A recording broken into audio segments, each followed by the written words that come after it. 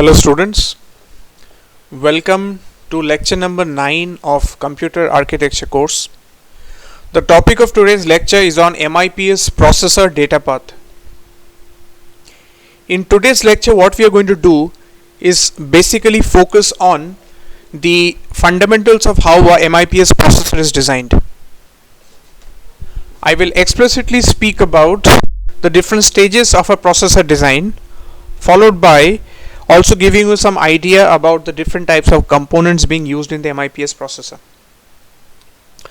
We will also have a look at the different types of components, their roles, and what are the interfacing and input-output information of each of those components. Okay, so let us get started.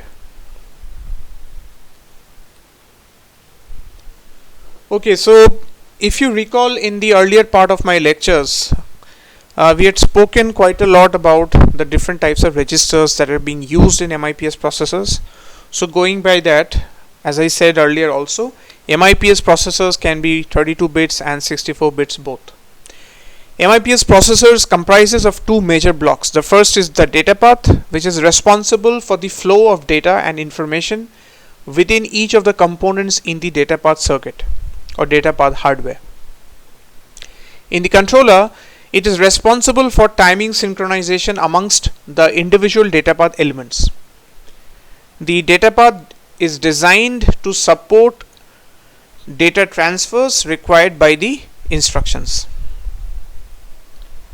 while the controller is responsible for causing correct transfers to happen, okay, just to ensure that the timing synchronization works properly is the main job of the controller. Now if you think about it in terms of the designing process, both can be designed through VHDL or through schematic capture, but of course the logic of it needs to be created in advance before we can move into the implementation phase. MIPS data path follows Harvard architecture, that is, you have separate instruction memory and data memory. This is in stark contrast to von Neumann architecture, which does not have this provision. We also have a program counter which is responsible for producing the address of the next instruction.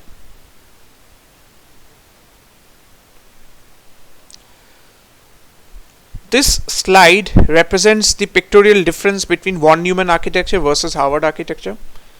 So if you see the Harvard architecture on the right side, which is the one which MIPS 32-bit architecture uses, we have a separate instruction and data memory. We have a program memory, which is also known as the instruction memory. We have a data memory, which is mostly used when we want to load a particular data from the memory into the register, or we want to store something from register into the memory. Instruction memory is responsible for fetching the instructions based on the instruction address provided by the CPU. And the CPU has, of course, interfacing with the IO devices. On the contrary, in contrast, the left hand side architecture is known as von Neumann architecture. You have a single memory for data as well as instruction. Okay, so of course it serves as a bottleneck when we want to do instructions in parallel, that you will see when we get into the pipelining stage of the lecture.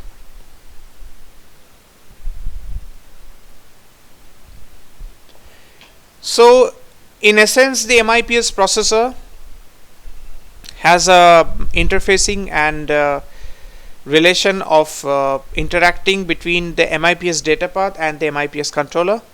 The MIPS data path has computational elements which also is doing talking with the storage elements, and MIPS controller is in essence a finite state machine, which you already have learned the fundamentals of that in the logic design course. Okay, so keep in mind that MIPS 32-bit processors uses 5-stage instruction execution process.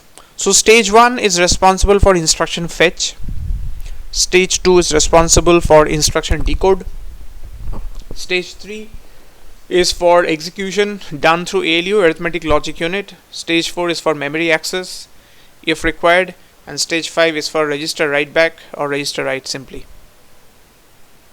So these 5 stages of the instruction execution are basically the 5 different stages of pipelining also.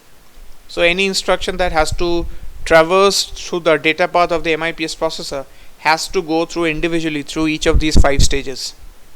And since we have broken down the instruction into 5 different stages, so what we are trying to ensure is that we could do multiple instructions in parallel.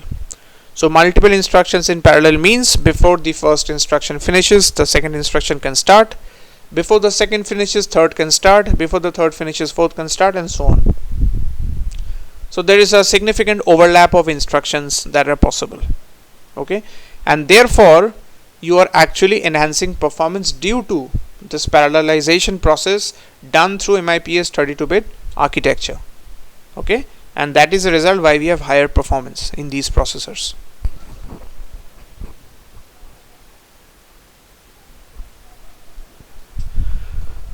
Now let us learn a little bit more about each of these stages. So in the instruction fetch, no matter what the instruction is, the 32-bit instruction word must first be fetched from the memory. The memory means the cache memory hierarchy we are talking about, which also you will learn when we go to the memory segment of this course. Also, this is where we need to increment the PC. PC is a program counter, because PC is pointing to the next instruction, or it is right now pointing to the current instruction, but once we are done with the current instruction, it has to point to the next instruction. So the address of the next instruction will be PC equals to PC plus 4. Okay, why? Because we are storing 4 bytes. Okay, for individual storage of instructions, we have 4 byte of gap between each of these addresses. And this is also the reason why the branches are all relative to PC plus 4 and not just PC. In stage 2 instruction decode, upon fetching the instruction, we gather data from the fields. That is, we decode all the necessary instruction data. So what are the decoding done? First, we can read the opcode to determine the instruction type and the field length. Second, once the opcode determination and the field lengths are determined, we can read in the data from all the necessary registers. For adding, we can read the 2 registers. Again, if it is a ADDI instruction, we can read 1 register because the other is anyways a constant. And for JUL instructions, which is jump and link, no reads are necessary. So you can see that this varies according to the instruction that is currently under processing. The instruction decode stage will slightly be different, but the basic fundamental is that it needs to decode all the necessary instruction data to determine the opcode and also to read and understand the field lengths in the 32-bit instruction. In stage 3, we are actually dealing with arithmetic logic unit, because this is where the exact execution happens. So we can call the real work of most of the instructions are happening here, which is arithmetic, plus, minus, multiplication, division, shifting, logic, and or comparisons such as SLT. These all are done here. But what about loads and stores? The loads and stores are also handled partially in ALU. Why? Because the address we are accessing in memory is equals to the value in register T1 plus the value 80. So this addition of getting the effective address, which is adding the offset to the base address or address in the base register, is also effectively done by the ALU. So that is also done in stage 3 of the instruction execution process, in order to get the effective address from where the data has to be loaded from memory. In the memory access, only the load and store instructions involve this stage, because once we have got the effective address as a result of the ALU operation, now we can actually load the respective data from memory into the register. So we need to access the memory. So memory access is stage number 4 in the hardware execution. So only load and store instructions involve the stage. The others remain idle during this stage, or they completely skip it altogether. So since these instructions load store have a unique step, so we need this extra stage to account for them. Okay, otherwise this memory access stage wouldn't have been actually needed. Okay, now let us move to stage number 5. Stage number 5 is register write. So in register write, what happens is most instructions write the result of some computation into a register, right? That is obvious. We need a register to write the result of the instruction. Examples could be arithmetic, logical, shifts, load, SLT. But some instructions such as stores, branches and jumps, they don't write anything into a register at the end. So these remain idle during the fifth stage, or they completely skip it altogether. So as you could see, in storing, are we writing anything to the register?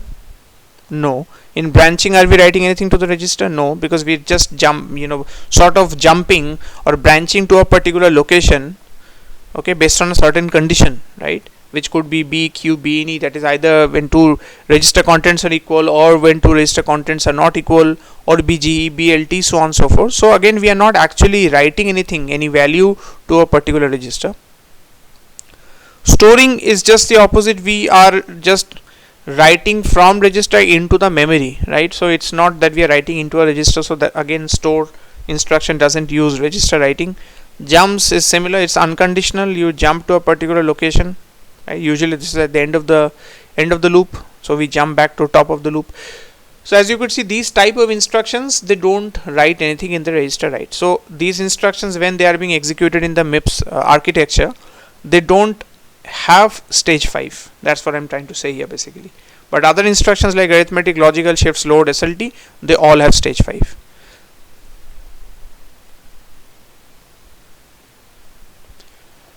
So what are the components involved during 5-stage instruction execution process? So in the instruction fetch, we have a program counter, we have an adder, we have instruction memory. In instruction decode, we have register file, we have the ALU, because we are feeding to the ALU. In the execution process, we actually have the ALU, which is responsible for doing the respective computation. In stage number 4, memory access, we are dealing with data memory. And in stage number 5, write back, we are dealing with the register file where the data has to be written back. Now, if you think about it in some more detailed fashion, you will see that besides these components that are involved, there are also some additional components that are needed. For example, we need multiplexers, which are switches in the entire MIPS data path. So where do we need multiplexers, for example? So essentially there are 3 multiplexers that are needed. The very first multiplexer, which is a 2:1, that is needed in coordination with the program counter, because the input to the program counter is the output of the multiplexer, while the input of the multiplexer could be a regular PC or could be PC plus 4, which is relative PC, right? Sometimes you need just PC, sometimes you need PC plus 4. So they both have to be the inputs to the mux, and that is chosen based on a select line, and that gets into the input to the program counter. So that is first mux. The second multiplexer could be needed at the input of the ALU, right? Because the ALU could operate, one of the inputs of an ALU could operate upon the register content, or it could also operate upon a constant. So again, we need a 2:1 mux for one of the ALU inputs. So the output of another second 2:1 mux will again be one of the inputs for the ALU. So that is the second multiplexer. And the third multiplexer could be at the output of the data memory, because the data memory could have one of the inputs to the multiplexer coming from reading the data from the data memory, or the other input of the multiplexer could be directly an output of ALU, right? Because the output of ALU is also containing effectively the content or the content of addition of 2 register values. So that has to be written directly to the register file. So the third multiplexer is the output of the data memory stage. So besides these components that are listed in the slide, you also would need 3 additional multiplexers at different stages of the MIPS data path in order to do proper execution of the instruction.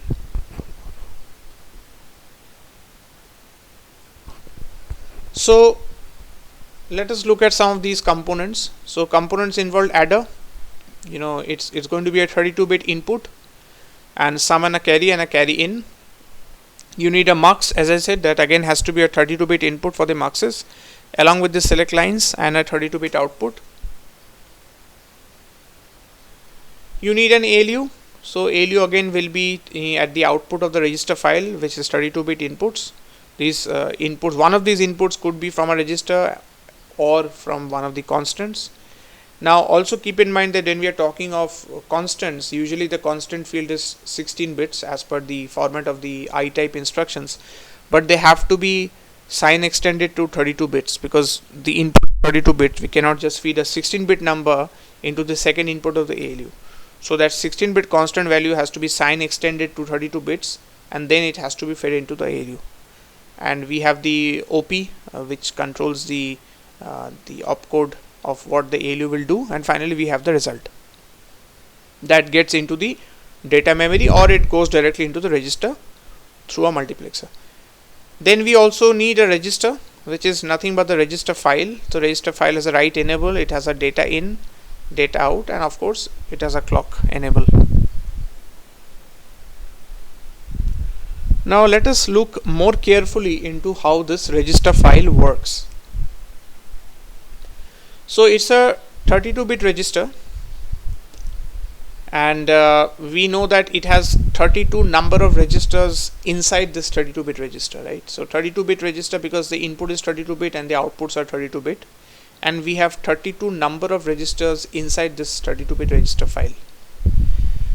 The three other inputs are RW, RA and RB.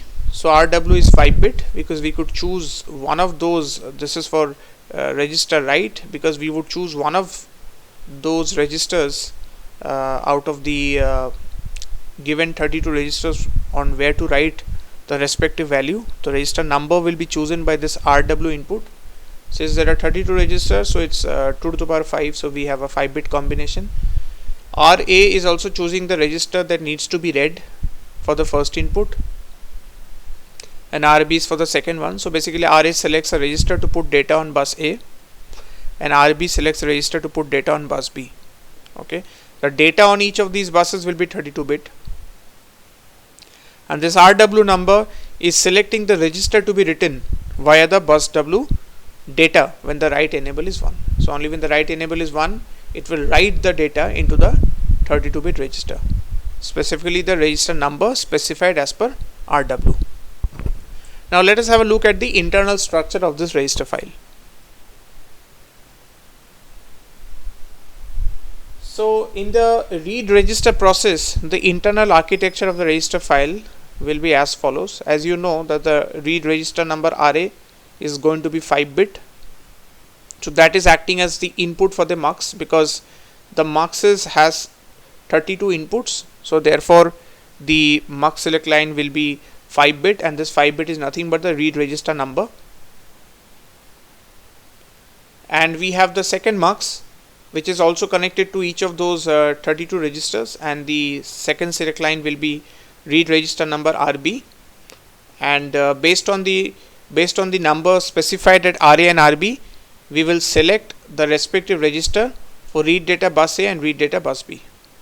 So this acts as a switch for selecting the respective registers where the data will be placed, okay, so that it could be sent into the ALU for respective operation. So ALU will have the inputs coming from this read data bus A and read data bus B, and we can specify the read register number by giving the appropriate number in RA and RB.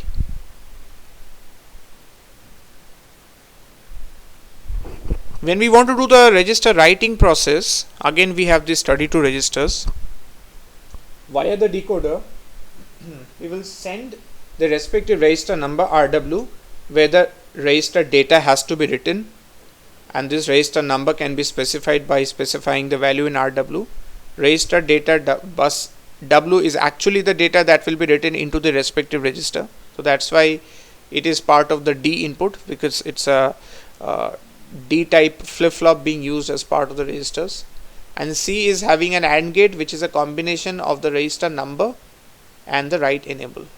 Okay, so we will choose a register number from there and we'll write the register data using this bus W that goes into the input D. So together this internal structure of register read and register write gives you register file, which we were talking about in the slide. which I was saying about 32-bit registers. So now the final component that you have is a data memory. The data memory will have an input which is 32-bit. It will have a write enable. It will also have an address, okay, because we need to know from where we are loading the data into the register from data memory, or where we want to store the respective data onto which address. So that address input is essential for store and load both. And data out is when we want to load a data from memory back into the register. So that will be passed through one of the multiplexers at the output of the data memory and written onto the register file. So this data will be placed into the register data bus basically of the register file. Okay, so we are done pretty much with this lecture. In the next lecture, we will focus on MIPS hardware for instruction execution flow, and we will get into gradually into the detailed architecture of MIPS Datapath. But what you learned today was the individual components of each of these datapath of MIPS. You also learned about the role of program counter, the role of register file, how the register file internal architecture looks like. Okay, what is the role of the multiplexer in the MIPS datapath, what is the essence and role of ALU, and you also learned about the data memory. Okay, so thank you so much. See you next lecture.